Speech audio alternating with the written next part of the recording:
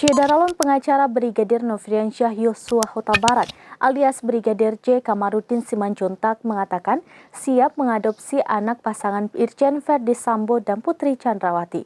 Berikut informasi selengkapnya. Syederalun pengacara Brigadir Nofriansyah Yosua Huta Barat atau Brigadir J. Kamarudin Simanjuntak menyatakan kesiapannya mengadopsi anak pasangan Irjen Verdi Sambo dan Putri Chandrawati. Menurut Kamarudin, anak-anak Verdi Sambo harus dilindungi karena tidak terlibat perbuatan orang tuanya.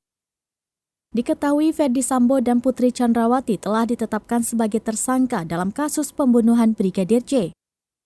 Untuk itu, Kamarudin bersedia mengadopsi anak balita Verdi Sambo dan meminta agar jangan alasan anak hukum menjadi tidak tegas. Kamarudin pun kembali menegaskan anak-anak Verdi Sambo tidak boleh menjadi korban perbuatan orang tuanya. Kamarudin mengatakan jika Verdi Sambo dan istrinya bersedia menyerahkan anaknya untuk dirawat, ia berjanji akan membimbingnya. Sementara itu, Komisi Perlindungan Anak Indonesia atau KPAI turut merespon terkait nasib anak-anak Verdi Sambo dan Putri Chandrawati. KPAI meminta masyarakat tidak melakukan perundungan atau bully terhadap anak-anak Verdi Sambo.